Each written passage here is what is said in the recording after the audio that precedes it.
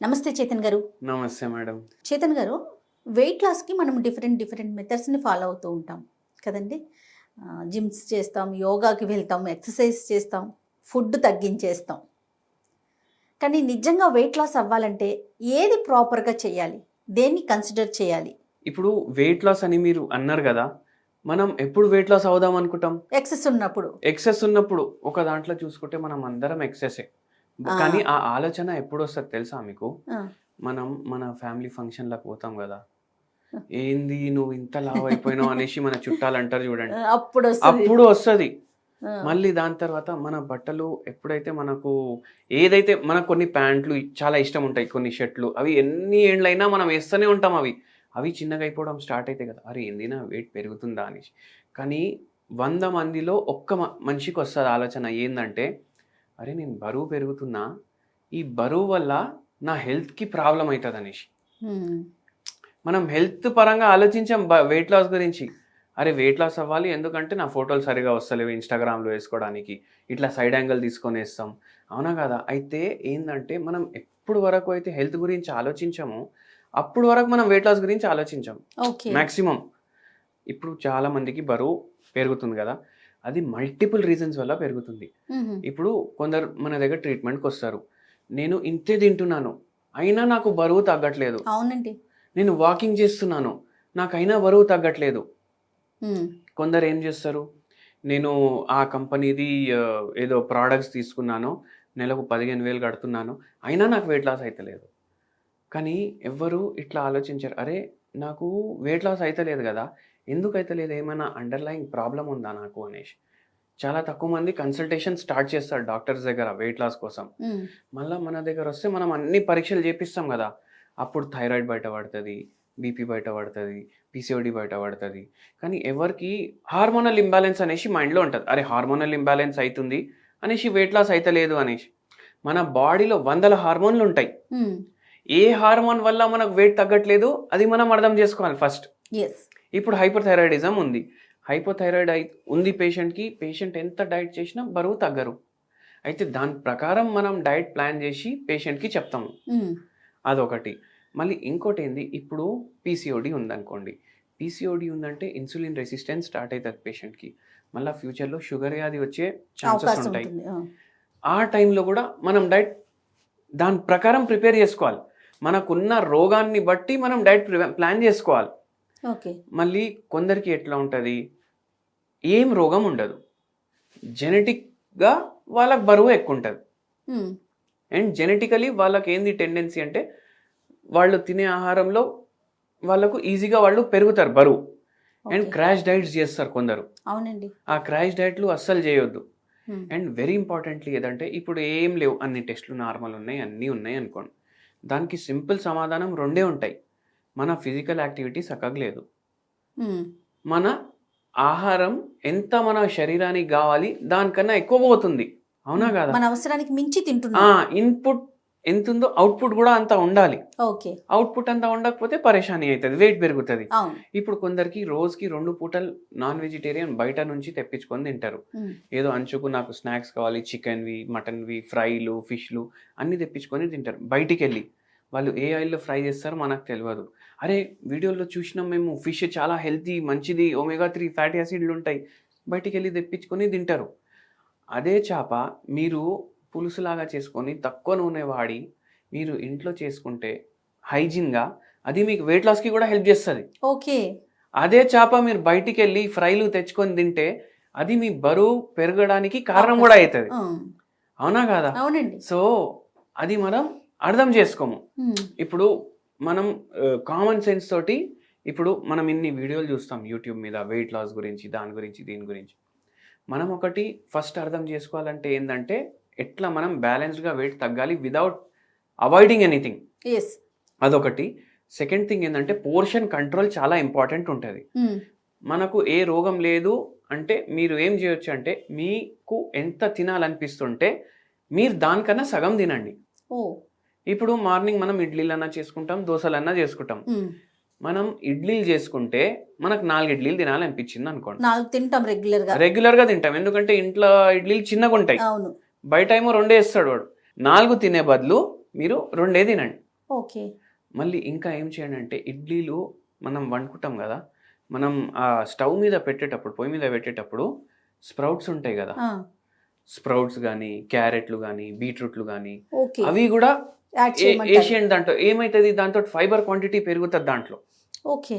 కడుపు కూడా తొందరగా నిండిపోతుంది. హ్మ్. రెండు రెండు ఇడ్లీలకి మనకు అమ్మాయి సరిపోయింది అనేసి అనిపిస్తుంది.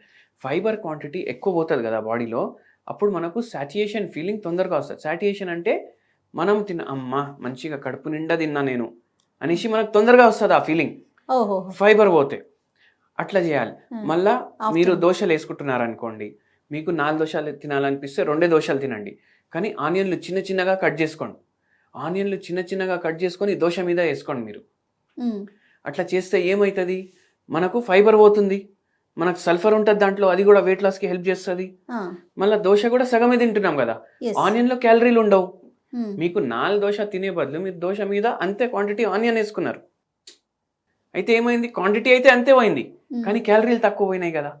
యెస్. మళ్ళీ దోశ మొత్తం రెడీ అయిపోతుంది కదా, దాని తర్వాత ఆనియన్ వేయాలి మీరు దాని మీద, అది జర పచ్చిగానే ఉండాలి. ఓహో!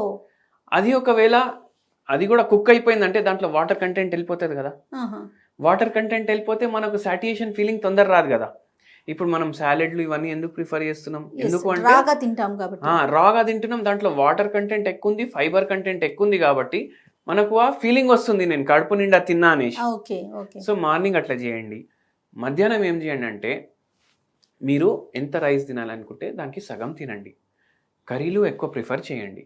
మళ్ళీ ఏం చేయాలి, ఇప్పుడు మనం కర్రీలు అనగానే ఏదో కర్రీ మీకు ఇష్టం ఉంటుంది కదా, వెజ్జో నాన్ వెజ్జో మీరే ఆలోచించండి. ఆ కర్రీ మీకు 100% ఏదో ఫ్రై కర్రీ వస్తుంది ఫస్ట్ మైండ్కి, దొండకాయ ఫ్రై, బెండకాయ ఫ్రై, అవే వస్తాయి. ఎందుకు, ఆ టేస్ట్ మనకు నచ్చది అని మనం అనుకుంటాం.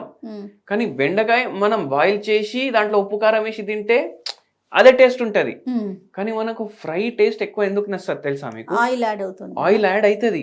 ఇప్పుడు ఓన్లీ ఆయిల్ తాగమంటే ఎవరు తాగుతాడు, ఎవరు తాగడు, ఎందుకంటే ఆయిల్ కి టేస్ట్ ఉండదు, దాని వాసన కూడా చక్కగా ఉండదు. కానీ ఆయిల్ ఏం చేస్తుంది అంటే, ఏ టేస్ట్ అయితే మీ బెండకాయది ఉంది కదా, ఆ టేస్ట్ ఆయిల్ తీసుకుంటుంది. ఆ టేస్ట్ ఆయిల్ తీసుకొని మీ నాలుక పైన ఎక్కువసేపు ఉంటుంది. మీ నాలుక పైన ఎక్కువసేపు ఉండేసరికి మనకు ఫ్యాట్ ఫుడ్ డిజైర్ క్రేవింగ్ ఎక్కువ ఉంటుంది. ఓకే. ఇప్పుడు మనం ఫుల్ పని చేస్తున్నాం, ఇప్పుడు మీరు అన్నారు నిన్న ఫుల్ డే చాలా బిజీ ఉండే మాకు అనేసి. అవునండి. అయితే అటువంటి టైంలో మీరు డైలీ ఎంత తింటారు, దానికన్నా జర ఎక్కువ తిన్నా మీకు ఆకలి తొందరగా అవుతుంది. ఎందుకంటే మీ బాడీ చాలా వర్క్ చేసింది, కానీ సిట్టింగ్ జాబే కదా, కానీ మైండ్ ఏమైంది, డల్ అయిపోయింది. అయితే మనకు డిజైర్లు ఎట్లయితాయి, అరే పేస్ట్రీలు తినాలి, పచ్చడి తినాలి, ఎందుకంటే పచ్చడిలో ఆయిల్ ఎక్కువ ఉంటుంది కదా, పులిహోర తినాలి, మళ్ళీ దాని తర్వాత బిర్యానీ తినాలి, ఇవి ఎక్కువ వస్తాయి. సో మనం ఏం చేయాలంటే, ఎప్పుడైనా లంచ్ తిన్నప్పుడు సాలెడ్లు కూడా ఇంక్లూడ్ చేయాలి లంచ్లో, అండ్ ఫ్రైడ్ ఫుడ్ ఇంక్లూడ్ చేయొద్దు. ఫ్రైడ్ ఫుడ్ ఇప్పుడు ఇన్ని చిప్స్, ఫ్రైమ్స్ అవి ఇవి వేసుకుంటాం సాంబార్తో కలుపుకొని తినడానికి, అవి కూడా వేసుకోవద్దు, అవాయిడ్ చేయాలి. అండ్ కర్రీ క్వాంటిటీ ఎక్కువ తీసుకోవాలి, ఏదైతే ఫ్రైడ్ ఉండవు. అయితే ఏమవుతుంది, మనకు కడుపు నిండా తినే ఫీలింగ్ వస్తుంది అక్కడ. మళ్ళీ నైట్ ఏం చేయాలి, ఐదర్ మిల్లెట్స్ ఆర్ ఫ్రూట్స్ మన డైట్లో ఇంక్లూడ్ చేసుకోవాలి. అండ్ వెరీ ఇంపార్టెంట్, కొన్ని ఇంగ్రీడియంట్లు ఉంటాయి, అవి ఎట్లా ఇంక్లూడ్ చేసుకోవాలంటే డైట్లో ప్రతి దాంట్లో ఇంక్లూడ్ చేసుకోవాలి. ఒకటి ఉల్లిగడ్డలు, ఓకే, ఎల్లిపాయలు, జీలకర్ర కూడా, ఇవి రెగ్యులర్లీ మీ డైట్లో ఇంక్లూడ్ చేసుకోవాలి. ఇప్పుడు కొందరు ఉల్లిగడ్డలు ఎల్లిపాయలు తినరు, అవును, కానీ ఉల్లిగడ్డలు ఎల్లిపాయలు మనం రెగ్యులర్లీ మన డైట్లో, అది ఒక దాంట్లో చూసుకుంటే అమృతం లాంటిది. మీకు తెలుసా ఎందుకు తినరు కొందరు, క్షీరసాగర మదనం అయింది కదా, అవునండి. అది ఏమైందంటే అప్పుడు రెండు అసురులు, ఒక అసురు ఏం చేసిండంటే, వాళ్ళు అమృతం, రాక్షసులు అసురులు అంటారు, ఇప్పుడు వాళ్ళు అమృతం తాగేసిండ్రు, రావు కేతు అంటారు వాళ్ళని. అయితే దేవుడు ఏం చేసిండు, వాళ్ళ శిరస్సుని ఖండించారు. అయితే వాళ్ళు అప్పుడు అమృతం తాగిండ్రు అప్పటికి. అయితే ఇక్కడ మెడలో ఏదైతే అమృతం ఉండిపోయింది కదా, అది భూమి మీద పడ్డది. అది భూమి మీద పడి మనకు ఉల్లిగడ్డ, ఎల్లిపాయ, ఉల్లిపాయ అట్లా వచ్చినాయి మనకు. అయితే అమృతం కూడా కలిపి ఉంది కదా దాంట్లో, అది పడడం వల్ల అది ఎన్నో రోగాలకు మనకు హెల్ప్ చేస్తుంది అనమాట, అండ్ వెయిట్ లాస్కి కూడా హెల్ప్ చేస్తుంది. ఓకే, ఎందుకంటే దీంట్లో డైజెస్టివ్ ఏదైతే ఎంజైమ్స్ ఉండాలి న్యాచురల్, అది దాన్ని ప్రమోట్ చేస్తుంది కరెక్ట్గా సెక్రెట్ అవ్వడానికి. ఓకే. ఇప్పుడు చాలా మందికి డైజెస్టివ్ ఎంజైమ్స్ సరిగా సెక్రెట్ అవ్వవు. డైజెస్టివ్ ఎంజైమ్స్ కూడా సరిగా సెక్రెట్ అవ్వకపోతే ఏమవుతుంది, వెయిట్ గెయిన్ అవుతాం. అవును. సో దానికి హెల్ప్ చేస్తుంది, మెటబాలిజం పెంచడానికి హెల్ప్ చేస్తుంది. మళ్ళీ జీలకర్ర ఏదైతే ఉంటుంది కదా, జీలకర్ర కూడా మనకు డైజెషన్కి హెల్ప్ చేస్తుంది, వెయిట్ లాస్కి హెల్ప్ చేస్తుంది, షుగర్ వ్యాధి పేషెంట్లకు హెల్ప్ చేస్తుంది. ఓకే.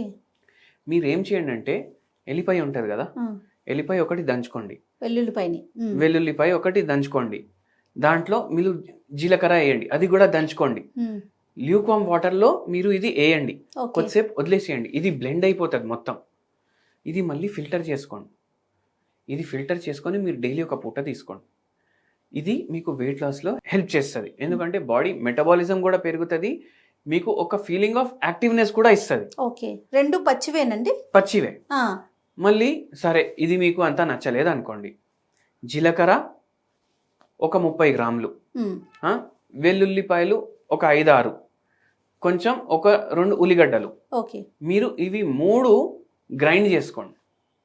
ఇవి 3 గ్రైండ్ చేసుకొని దీంట్లో కొంచెం మీరు మిరియాల పౌడర్ వేయండి, కొద్దిగా మీరు ఉప్పు వేయండి, ఇది చట్నీ లాగా తయారైపోతుంది.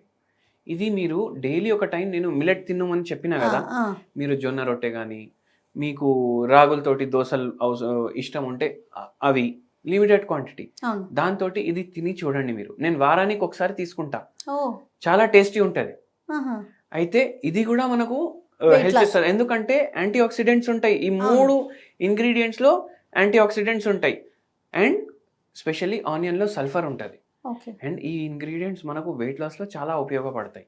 సూపర్. అందుకే మనం ఎక్కువగా జీరాని, ఇప్పుడు ఉల్లిపాయ అనుకోండి కూరల్లో వాడతాం, వెల్లుల్లిని కూడా కూరల్లో వాడతాము, జీరా మాత్రం రైస్లో కూడా వేసుకుంటాం, జీరా రైస్ తింటాం, జీరా వాటర్ తాగుతాం, డైజెషన్ సరిగ్గా అవ్వలేదు, ఏదో ఇబ్బందిగా ఉంది, రేపులు వస్తున్నాయి, ఇలాంటప్పుడు కూడా జీరా వాడతాం, జీరా వాటర్ తీసుకుంటాం. ఇంకోటి మీరు ఇది మంచి పాయింట్ చెప్పిండ్రు మేడం, ఎందుకంటే ఇప్పుడు మీరు జీరా వాటర్ అన్నారు కదా, అందరేమో జీరా వాటర్ తీసుకోవాలనుకుంటారు, కానీ చాలా మంది ఏం తప్పు చేస్తారు తెలుసా మీకు? ఇప్పుడు డైజెషన్ సరిగా లేదు అనుకోండి, థమ్స్అప్లో జీరా కలుపుకొని తాగేటోళ్ళు ఉన్నారు. ఎందుకంటే రోడ్ల మీద జీరా సోడా అమ్ముతారు కదా వాళ్ళు, అయితే కార్బోనేటెడ్ వాటర్ అది. ఇప్పుడు మీరు ఒకటి గమనించండి, ఎప్పుడైతే మనకు యాసిడిటీ ప్రాబ్లం కానీ కొంచెం ఇండైజెషన్ అయింది, గ్యాస్ట్రిక్, ఏం చేస్తాం, థమ్స్అప్ అన్న తాగుతాం, ఈ రోడ్ల మీద జీరా సోడా తాగుతాం, గ్యాస్ వాటర్ తాగుతాం. ఏంది గ్యాస్ తగ్గడానికి గ్యాస్ ఇంకా అవుతుంది కదా లోపలికి, అది ఏం చేస్తుంది అంటే ఫ్యూచర్లో మీకు ఇండైజెషన్ కాజ్ చేస్తుంది మీ బాడీలో, మీకు దాని మీద డిపెండెన్సీ వచ్చేస్తుంది. మళ్ళీ మీ ఏవైతే ఇంటెస్టైన్లు జరుగుతాయి కదా, ఆ మూమెంట్ పెరిచాలిటిక్ మూమెంట్స్ ఉంటాయి కదా, అవి కరెక్ట్గా అయితేనే మీకు మళ్ళీ కరెక్ట్గా వస్తుంది, లేకపోతే మీకు ఫ్యూచర్లో ఏమైపోతుంది, మీకు ఫ్యూచర్లో కాన్స్టిపేషన్ అవుతుంది, మీకు వెయిట్ గెయిన్ అవుతుంది, అట్లా కూడా అవుతుంది. అయితే అట్లా చేయకండి, ఇంట్లో మీరు చెప్పినట్టు జీలకర్ర వాటర్ రెగ్యులర్ తీసుకోవచ్చు. అండ్ దాంతోపాటు మీరు జీరా రైస్ అన్నారు కదా, మనం ప్రతిసారి పోపు చేసుకుంటే జీలకర్ర కొద్దిగా వేస్తాం, కానీ మీరు జీలకర్ర ఎక్కువ క్వాంటిటీ వేసుకోండి. జీలకర్ర ఎక్కువ క్వాంటిటీ వేసుకుంటే ఏమవుతుంది, కర్రీలో టేస్ట్ కూడా వస్తుంది, అండ్ దాంతోపాటు మనకు ఈ జీలకర్రలో ఉన్న ప్రాపర్టీస్ కూడా రెగ్యులర్లీ పోతుంటాయి. ఇప్పుడు మనం ఒక 10 గింజలు వేస్తాం అంతే, చాలా తక్కువ వేస్తాం, అది మనకు అంత ఎఫెక్ట్ కూడా ఉండదు. సో అది మీరు ఇన్కార్పొరేట్ చేయండి. మళ్ళీ జీలకర్ర పౌడర్ మనం కర్రీస్ చేసుకుంటాం కదా, గరం మసాలాలు అవి ఇవి వేస్తాం, అండ్ ఎక్కువ క్వాంటిటీ వేస్తాం మనం, ఎందుకంటే మనం అందరూ తెలుగు రాష్ట్రాల్లో స్పైసీ ఫుడ్ ఎక్కువ తింటాం. మీరు మసాలాలు ఎక్కువ క్వాంటిటీ ఎట్లా వేస్తారు, కారం ఎట్లా వేస్తారు, అట్లా జీలకర్ర పౌడర్ వేయండి కర్రీలో. అది కూడా మీకు వెయిట్ లాస్ కోసం కూడా హెల్ప్ చేస్తుంది, డైజెషన్కి కూడా హెల్ప్ చేస్తుంది, గట్ హెల్త్ కూడా ప్రమోట్ చేయడానికి హెల్ప్ చేస్తుంది. జీరా వాటర్ ఎలా చేసుకోవాలి డాక్టర్ గారు? జీరా వాటర్ మీకు సింపుల్గా చెప్తాను నేను. డైలీ మార్నింగ్ మీకు ఒకవేళ వెయిట్ లాస్కి మీరు ఇది వాడుకోవచ్చు. మీకు గట్ హెల్త్ ప్రాబ్లమ్స్ ఉన్న పైల్స్, ఫిషర్స్, దానికి కూడా పనిచేస్తుంది. ఏం చేయాలంటే మీరు ల్యూక్వామ్ వాటర్ తీసుకోవాలి. ఫస్ట్ వాటర్ని బాయిల్ చేసుకోండి, దాని తర్వాత మీరు ఒకటి గుర్తుపెట్టుకోండి, జీరా పౌడర్ మీకు బయట కూడా దొరుకుతుంది, కానీ అది మొత్తం జీరా పౌడరా కాదా మనకు తెలియదు, ఉండొచ్చు ఉండకపోవచ్చు. మీరు జీలకర్ర ఇంట్లో గ్రైండర్లో గ్రైండ్ చేసుకోండి, అండ్ మీరు నార్మల్ జీరా కాకుండా షాహీ జీరా ప్రిఫర్ చేయండి. ఇప్పుడు షాహీ జీరా అంటే జర నల్లగా ఉంటుంది, బిర్యానీలు చేసేటప్పుడు అట్లా దాంట్లో వాడతాం మనం. ఓకే. సో షాయి జీరా ప్రిఫర్ చేయండి. అది మీరు గ్రైండ్ చేసుకొని పెట్టుకోండి. డైలీ మార్నింగ్ వాటర్ బాయిల్ చేసి దాంట్లో 1 స్పూన్ జీలకర్ర పౌడర్ ఇది వేయండి. దాంట్లో నిమ్మకాయ రసం వేయండి. ఇది మీరు ఫిల్టర్ చేసుకోండి. మీరు అందరు కావాలంటే గూగుల్ కూడా చేసి చూడొచ్చు. జీరా టీ అని గూగుల్ చేయండి. జీరా టీ అని మీరు గూగుల్ చేస్తే మీకు టీలు వస్తాయి. ఎస్. వేరే దేశాల్లో కూడా వాడుతున్నారు. Rich in antioxidants, helps in weight loss, helps in hair fall reduction, sleep ప్రాబ్లమ్స్కి మనకు హెల్ప్ చేస్తుంది. ఇది డైలీ మార్నింగ్ ఒకసారి తీసుకోండి. ఈ జీరా టీ నేను అన్నాను కదా, ఇది జీరా లెమనేడ్ అంటారు కొందరు, ఓకే. జీరా టీ అంటారు కొందరు. ఇది డైలీ ఒకసారి మీరు కన్జ్యూమ్ చేయండి. మీకు వెయిట్ లాస్ కోసం హెల్ప్ చేస్తుంది అనమాట. మళ్ళీ దానిపైన ఇప్పుడు ఇది చేసుకున్నారు అనుకోండి, మీరు హోమియోపతి కూడా వాడాలనుకుంటే మీకు ఫైటోలెక్క అనేసి ఒక హోమియోపతి మెడిసిన్ ఉంటుంది. అది 0/9 పొటెన్సీలో తీసుకోవాలి. ఇవి 4 గోళీలు ఈ జీరా టీలో వేసుకోండి. జీరా వాటర్ కానీ జీరా టీ కానీ దాంట్లో వేసుకొని కలుపుకొని అది తాగండి. మీకు మెటబాలిజం కూడా కొద్దిగా ఫాస్ట్ చేయడానికి హెల్ప్ చేస్తుంది. సో మన వంటింట్లో దొరికే జీరాతో ఇన్ని ఆరోగ్య ప్రయోజనాలు. అవునండి. డెఫినెట్ గా అంటే పెద్ద చిన్న ప్రతి ఒక్కరు కూడా వాడుకోవచ్చు. దీంట్లో ఏమి ఏజ్ ఫ్యాక్టర్ కానీ అట్లా ఏమీ లేదు. పిల్లలు జనరల్లీ బక్కగానే ఉంటారు, సో వాళ్ళు అక్కర్లేదు. మనం ఎప్పుడైతే కొద్దిగా 20s లో వస్తాం కదా, అప్పుడు మనం వెయిట్ పెరగడం స్టార్ట్ అవుతుంది. అప్పటి నుంచి అవేర్నెస్ తెచ్చుకోవాలి. Right. Thank you so much doctor గారు. నమస్తే. నమస్తే అండి.